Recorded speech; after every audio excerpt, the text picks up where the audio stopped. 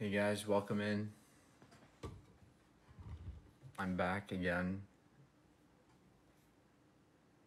Another TikTok live. But today we're not going to do debates necessarily. I'm going to do more of a Q&A live because I'm very tired.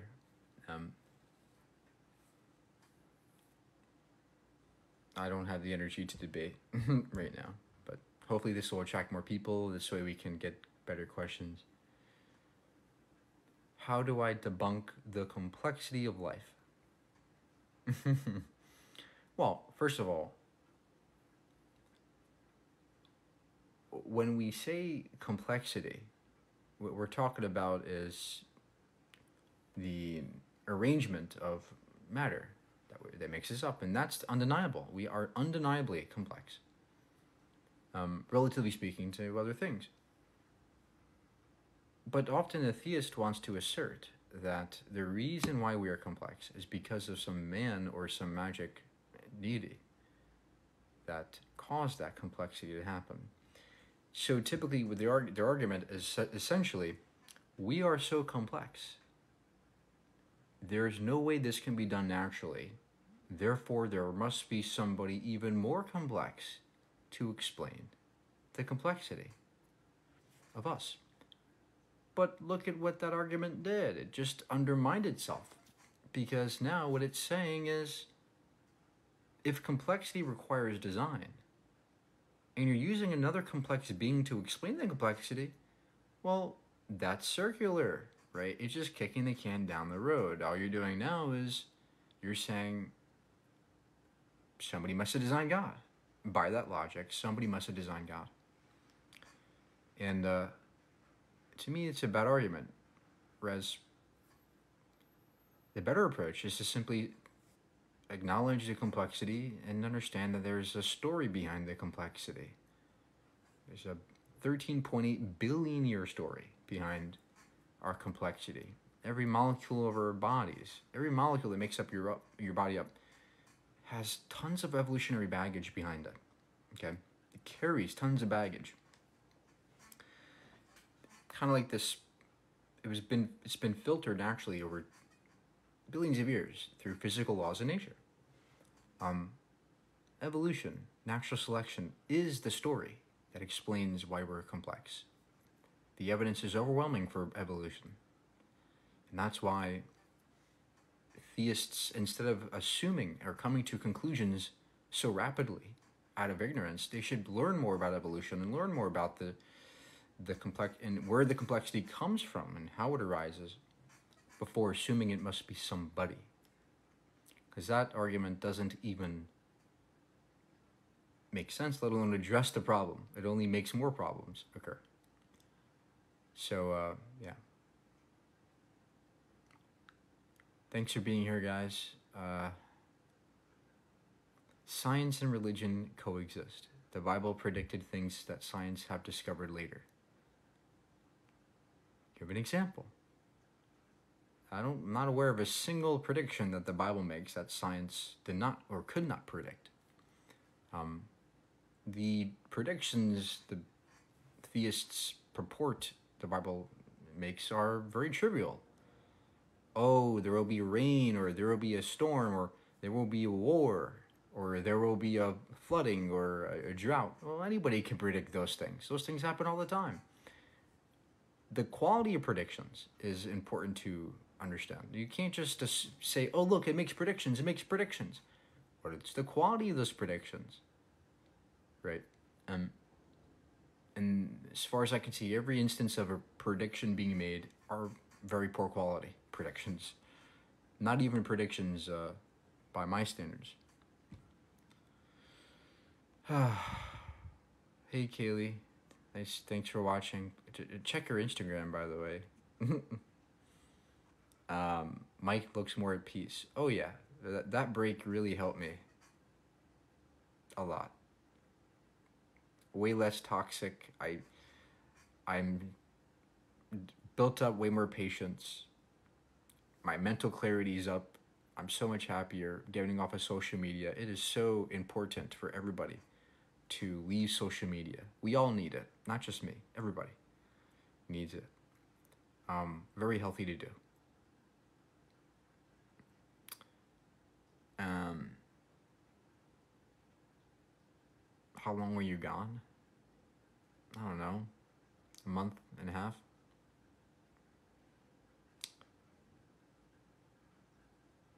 Okay, so go ahead, ask your questions. I will not be doing debates today. It's a little bit late for me. And but go ahead, ask your questions.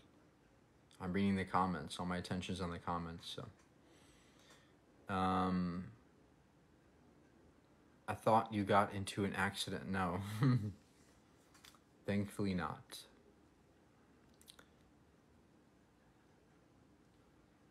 The amount of times I use your debates and content for philosophy university lectures.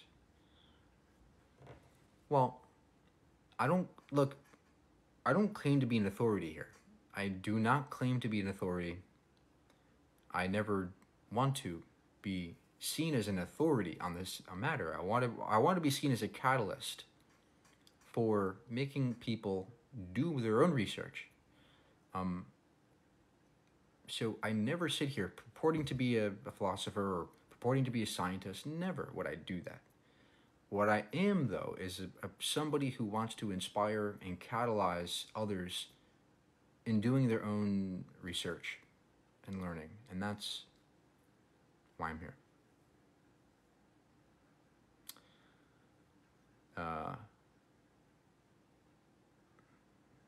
If God is imaginary, why is it so steeped in our consciousness?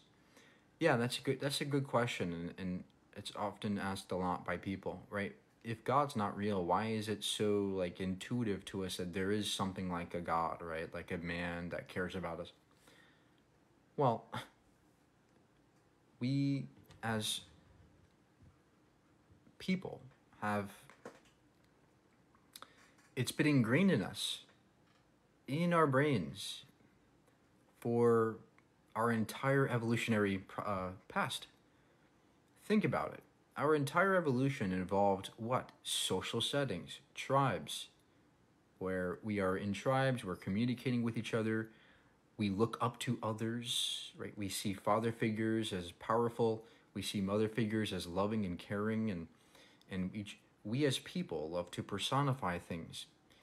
If you take a look back at the first gods, they were animals. We looked at the animals and thought that there was some kind of spirit behind those things, those guys, right? We would look at the stars and make up constellations. We would look at the moon and the sun and create gods from those things. Why? Why do we do this? Because we're extrapolating our own observations and understandings of each other onto the universe. We're projecting our own thought process onto the universe. And that's what we do as people. That's how we make sense of things. That's how we've seeked patterns our entire evolution. We look at patterns, we try to make connections. That's how we learn. Stories is how we learn. Right? Talking to each other, telling stories, being emotional about it. And that's how we learn. And that's why it's so deeply ingrained in us. Because this knowledge has been passed down for thousands of years, and that's all it is. The God is the accumulation of all of this conglomerate of all these ideas built into one thing. And it evolved. The idea of God evolved just like everything else. There's a vast history in our past about religions. So, good question. Hopefully that answer did something. I can't think too much right now. I'm really tired. Can you expand more on your personal beliefs of free will? Well, to me, I see a world where me as a thinking being it is so appealing to say that I'm free because I'm very conscious and aware of what's happening around me. I'm like when I move my arm right now, I'm very aware that I'm moving my arm. So it happens instantaneously from the thought to my brain to my arm moving. It's almost instantaneous. So from my perspective, as a mind, it seems as if I have control over this. But if you look deeper at what's actually happening here, there's a deeper story. There's a deeper mechanism at work. And that's the laws of physics, the laws of nature. And it seems to me that not only is everything you learn and understand about the world told to you by somebody else, or you learned from somebody else, or learned from some observation about the universe or some experience, we are completely subject to the environment around us. Everything about us is what's taught to us and instilled in us from somebody else or from our surroundings. That's just socially, but physically, every physical reaction that we actualize is has a cause. It has an intrinsic cause in some physical phenomenon that we don't control either. So if we don't control our beliefs, if we don't control our actions, what do we control? And it seems like we don't control anything. Now, some people might say, well, how do we know if we don't have control of ourselves, then, why do anything or what? But nothing changes. Nothing changes about our world just because we're determined. Everything we do, love and all these things and debates and all these things can still exist in a deterministic setting. There's nothing about free will that changes us, whether we have it or not, or nothing changes.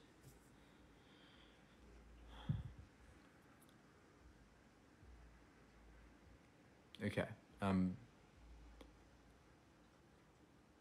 It's very clear in how the universe was created. What makes it clear to you? Is it the bacteria that can kill you? Is it viruses that can kill people? Is it cancer? Does that make it clear that we were designed?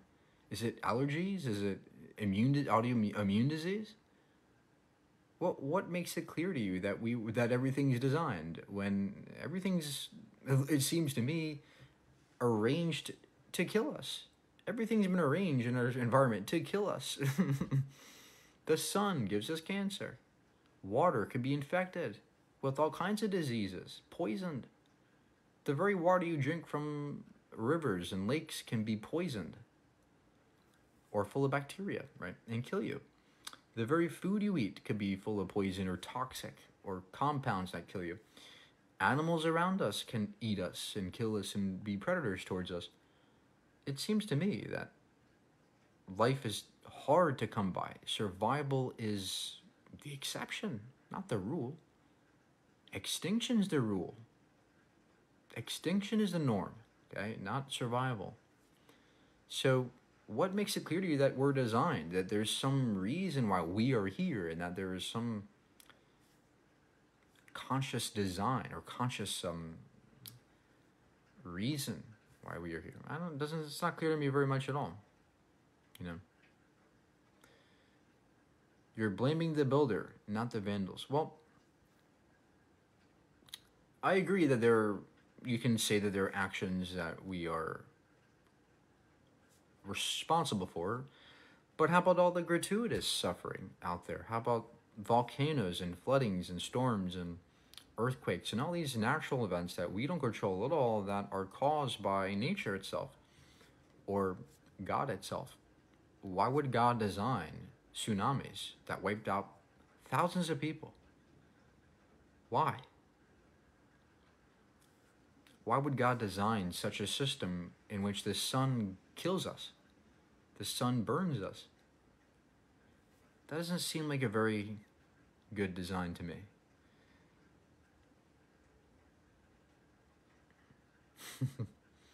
God is Yakub.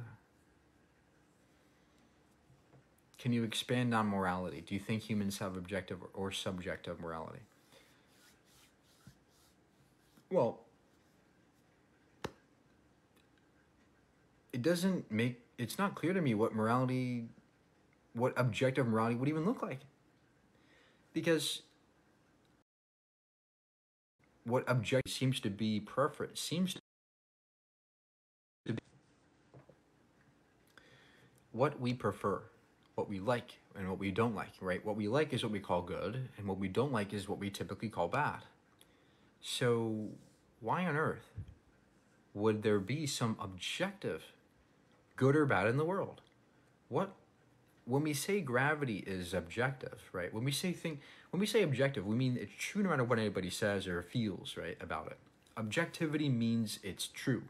That can't be changed, and no matter what you say about it, right? So, look around the world. What's objectively true? Well, gravity, right? Gravity is subjectively true. If you jump off a building, you're gonna fall. Okay, I don't care what you feel about gravity. Jump off a building, you're gonna fall. Okay. So we can measure gravity. How do we know gravity is objective? Well, we can measure it. We can measure how much mass something has. We can measure how much gravitational pull it has, right? We can use Newtonian physics. We can measure objectively how gravity works and how much gravity such a thing would have. But can we do the same thing to morality?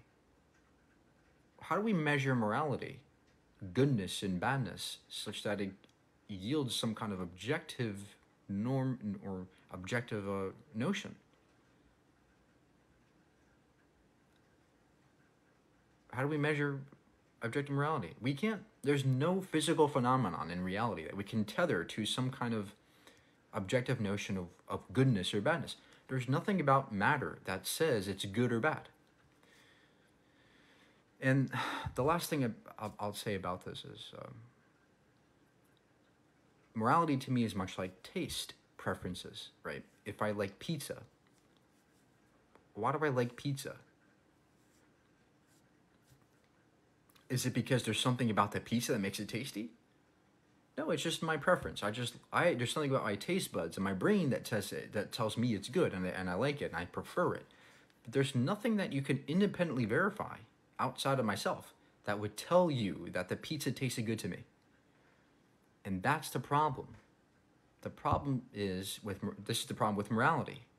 There is nothing about morality that you can independently look at and say that this is bad or good. And that's why, to me, objective morality doesn't even make sense in the first place. It seems to me that subjectivism or subjective morals is way more consistent with what we observe.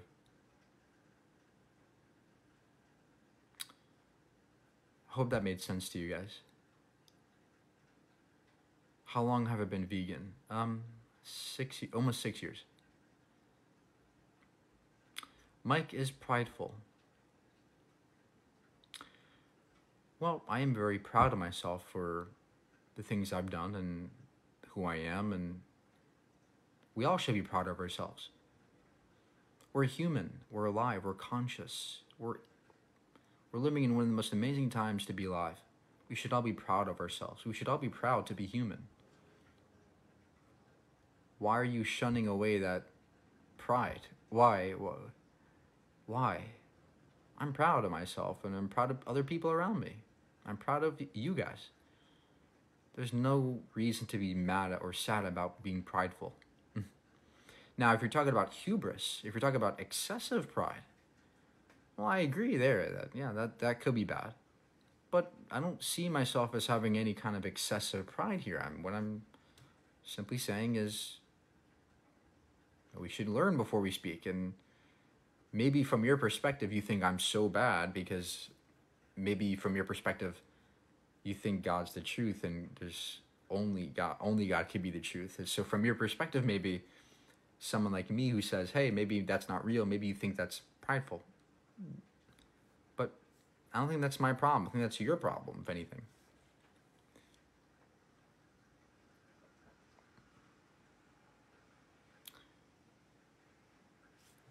Okay, what would you say to someone who claims life cannot come from non-life? Well, they need to go back to the drawing board and learn some science, because life is a process, right? When people talk about life, they typically think it's an object, right? There's a living object and a non-living object. That's not true. There is no such thing as a living object. There's no piece of matter or molecule that's alive. Because DNA is not alive. DNA is just a molecule. It's not a living thing. What makes it alive, though, on its own, it's not a living thing. But what makes DNA alive are the interactions, the reproduction, right? The replication. These processes, these biological processes, is what makes it alive. When DNA interacts with other molecules, when it replicates and does these things, that's what makes it alive, right? And that's what we are as living beings. Me talking right now, right? Me thinking, me talking, my heart beating, my lungs expanding, contracting. These are all collectively the sum total of all the biochemical reactions occurring in my body. And because of that, I'm alive. What happens when these things stop? I die, right? Life is merely the process, the emergent process, the emergent processes of non-living things. Because at the base level, everything that makes you up is non-living. From not just the atoms that make up your body, the hydrogen, the carbon, the oxygen, the phosphorus, not just those building blocks of your DNA, but DNA itself is not alive either. Nothing about your body is alive except for the processes in which these molecules partake in. So people confuse, this is where the confusion is. People think that life is an object. It's not, it's a process. So once you understand that, hey, life absolutely can only come from non-life. That's the only place it can come from, because it's what non-life does. It's the process of what non-living things do. Special organic molecules. Of course, not every molecule can yield life, but certain ones can. The ones we're made of. And that's amazing. Man, people vastly underestimate how amazing we are. And the ironic thing is that the theist claims that God is so amazing, yet what's amazing is the fact, even by the theist concession, a natural universe that is by chance making us alive. That's even more amazing. Just think about it. The fact that we are conscious, alive, breathing, thinking, debating, talking, loving, purely naturally. It's amazing. That's absolutely amazing. And the fact that we can understand this is even more amazing.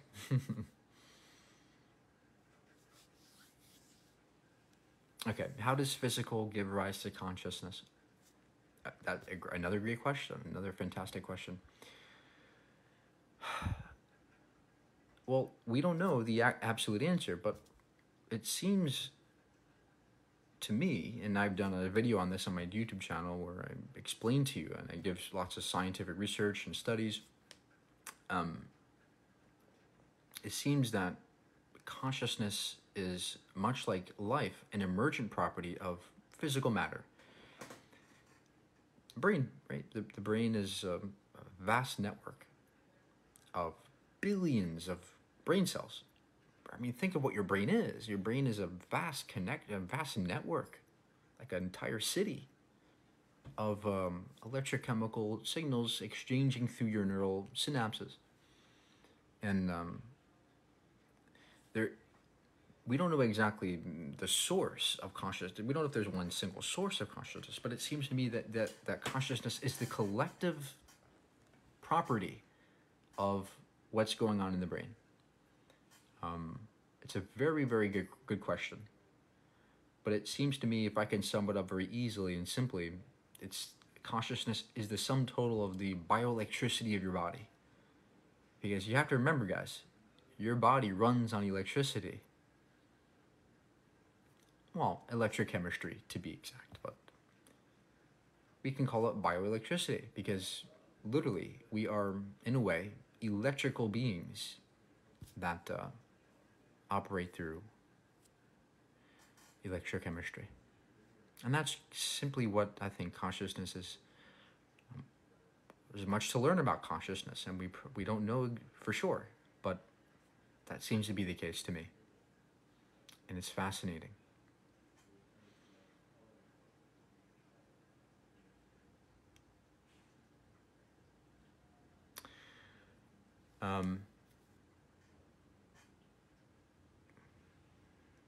Any other questions? You've done Ouija board? Great.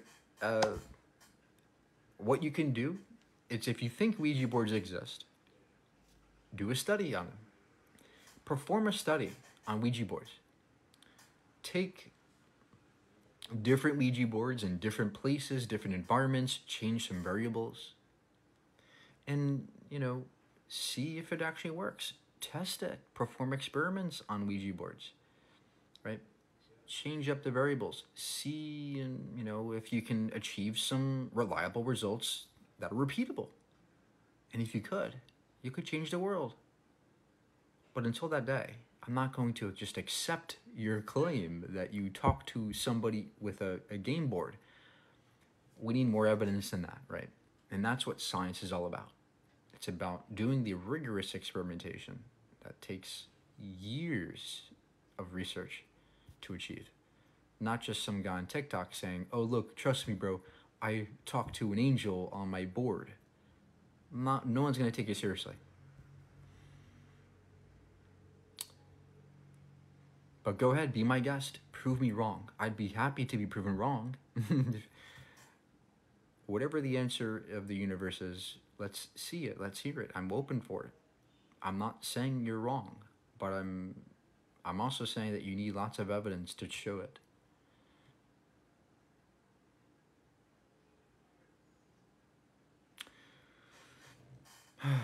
Okay.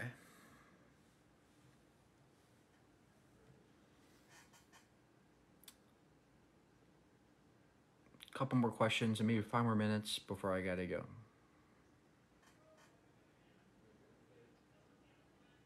I'm not saying God exists, but I do believe spirits are real. Okay, what's a spirit, right? What do you mean by spirit? What is that? And if I ask 1,000 people what a spirit is, I get 1,000 different answers. How do we observe these spirits? How do we test for these spirits? How do we see these spirits? How do we talk to the spirits? All these questions have to be asked before you can just simply say, trust me, there's a spirit. I talked to one. What do you mean by it? What is it? What is it made of? What does it do? Where does it come from? Right? All these questions have to be asked and answered. Guys, the universe is no doubt mysterious. There are a lot of things we don't know about. I guarantee you there are many things I don't know about that we have yet to discover. Okay. But at the same time, it doesn't give you the right to say you know things that you probably don't know. If you want answers, you have to work for them. You can't just pretend you have them. You have to work for the answer, right? Relativity took years of research to achieve, right? The phone you're using right now took years of work to achieve. It turns out if you want these big answers, you need to do the big work to get there. But the good part of all this is that we can get these answers. It's possible that one day we'll get these answers. But don't pretend. That's dishonest. Do not pretend. Anybody can do that. Please speak on quantum physics. Well, you mean quantum mechanics, how the quantum world operates. Look, quantum mechanics, nobody really understands it. It's really mysterious. It's really confusing, okay?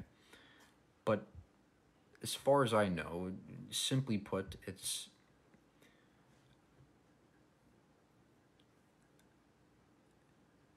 quantum mechanics describes how it's very difficult to describe. it describes how particles are never able to actually, we're never actually able to exactly determine where a particle will be at a given moment or a given space. Um, it is they are by nature random. They are by nature not able to be understood exactly. There is a probabilistic nature to particles, and it seems to that all we can do is determine the probability of finding a given particle in a given location. These are called probability waves or wave functions. And this is how we describe particles in the quantum level. There is no, in other words, in the macro world, if I throw a ball, I can predict with Newtonian physics where that ball will be, right? If I know the speed and velocity in which I throw it out, I can determine where it will be with very good accuracy. But in the quantum world, if I take a given particle, I will never know where it can be, no matter how many initial factors I understand about it, right? No matter what I know about the initial factors of that particle, I'll never be able to predict where it will be with any accuracy more than probabilistically. So that's what it means. It's on a more deeper level, quantum mechanics tells us a lot about how the nature of the universe seems to work, very mysteriously. It seems that the macro world is much more mysterious than we thought it was. There's something deeply hidden about the world that we still don't understand yet, we still don't grasp. And that's the beautiful part about quantum mechanics. If there's only one thing you take from this, it's that it's amazing to understand. It's amazing it entirely changes the way you see things. The more we learn and the more we poke the universe, the more our perspectives change about it. It's fascinating stuff. That's all I can say.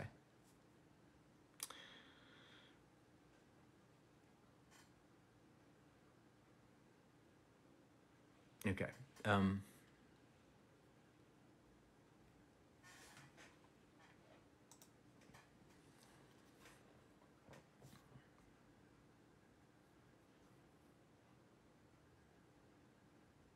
Everybody, please subscribe to my new channel. Well, subscribe to my YouTube, but also follow my new TikTok channel, Mike Burgandy Live. I'm gonna be there for the most part.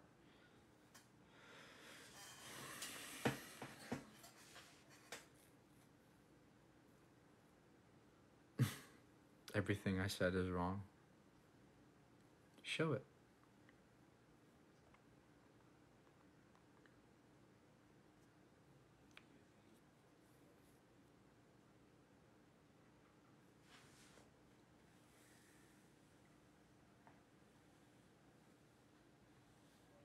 Show me I'm wrong. Show me that I'm wrong.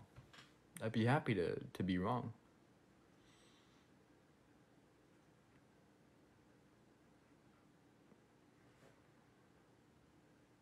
What do you say to ignorant theists who say geniuses like Einstein believe in God? Well, he didn't. Einstein did not believe in God in the conventional sense. He believed in the God of Spinoza, right? Which is basically the laws of nature. If anything, he was well, deist, if anything, but probably not. He was not religious in any sense. But even if Newton, people like Newton were Christian or Catholic or religious, you have to look at the context, right? Newton lived in the 1600s, a time where we didn't know about evolution, we didn't know about DNA, we didn't know about anything about the modern world. We didn't know about freaking electricity yet, right? Like, the world was vastly different 500 years ago. And the belief in God, especially back then, was much more understandable because people didn't know much about the world, and for the very few things they didn't understood, they could fit into this God narrative quite well.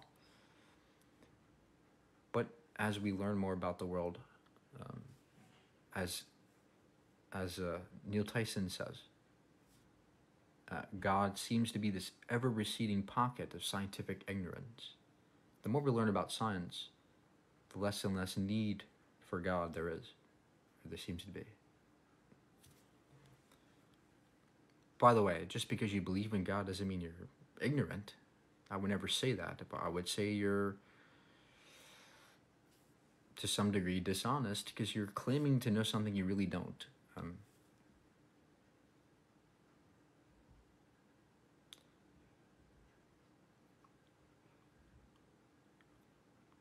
Evolution is an observable fact. Yep, it is.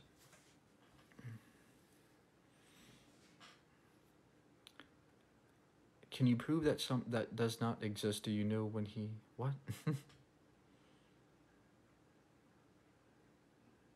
Why do you cling on to this topic? That's a great question. Often the reason why I love this topic is because it's something that's taboo, that people don't like to talk about, and it's so fundamental for people. People take it so personally, and I love that because it's such a vulnerable topic for people. It gets them where it hurts when I talk about these things, and that's good, right? I think that shaking the foundations of your entire belief system for the better is good. I think that if I can shake your foundation to your entire worldview, it's easier to then help you when it comes to other topics. The very foundation for people many times is God or religion, and that's why I attack that first, because it's the foundation. And it's also interesting to talk about. People love to talk about it. It's very intriguing, very popular on social media, at least.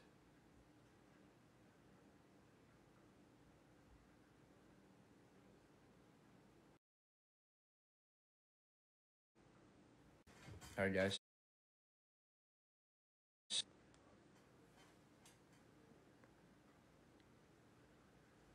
Thanks for being here.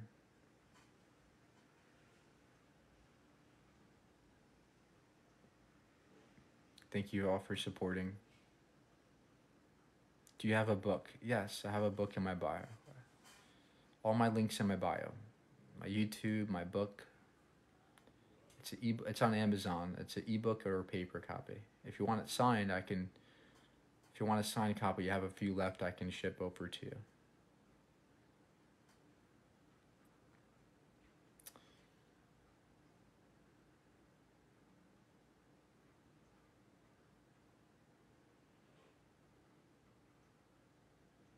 What's your response to how could something be made from nothing? Well, the question's malformed, right? Who says there's nothing or nothing's possible?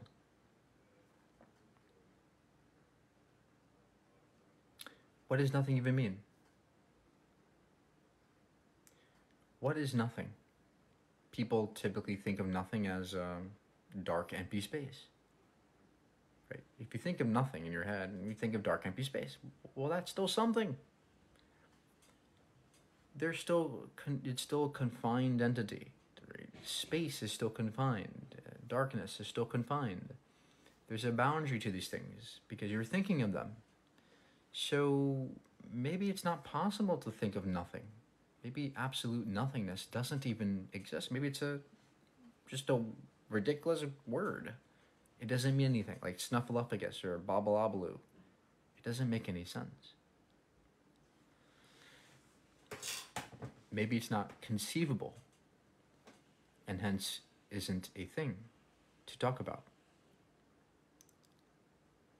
And that's where I'm at. I think that when we use the word nothing, I think it's a very ill-defined thing, and I think that likely all there is stuff. and there can't be nothing.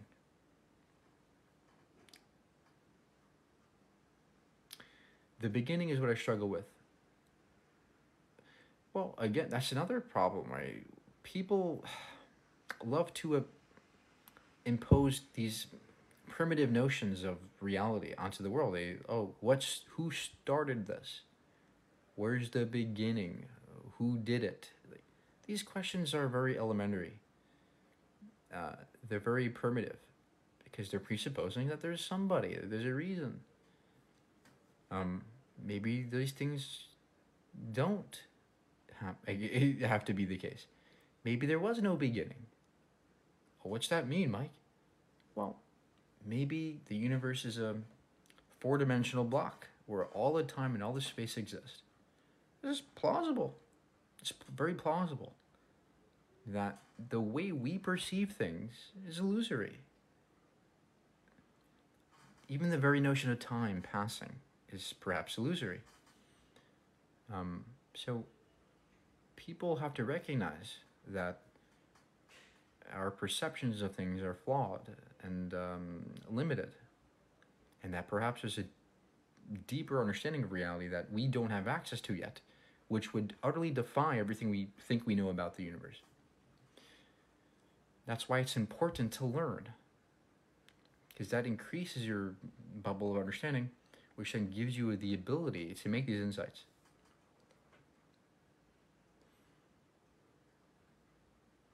All right, guys, I gotta go now. One last question. Can James Webb Telescope see dinosaurs on other planets? Well, no. The James Webb could not see individual animals or individual things. It could potentially see light on other planets, perhaps civilizations, where there's lots of light pollution on them. But that would be itself very difficult. But the funny thing is, dinosaurs, the notion of dinosaurs is a very, very probably rare thing in this universe.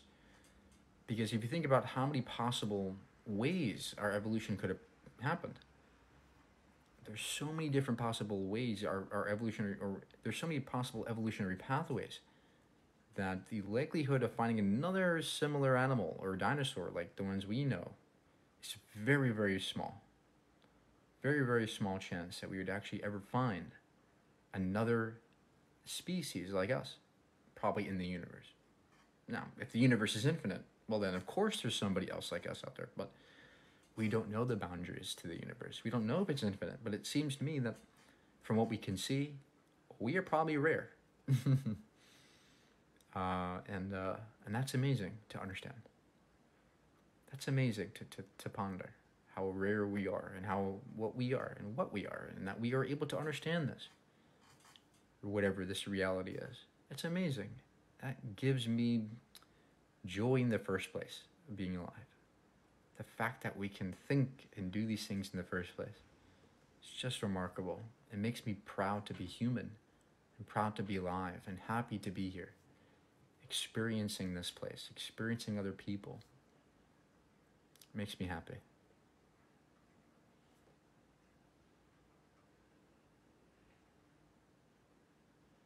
So, on that note, I gotta go.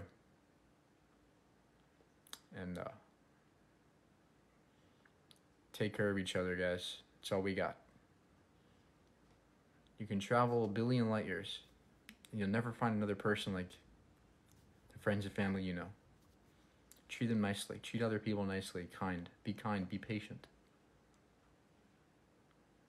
And don't take things for granted.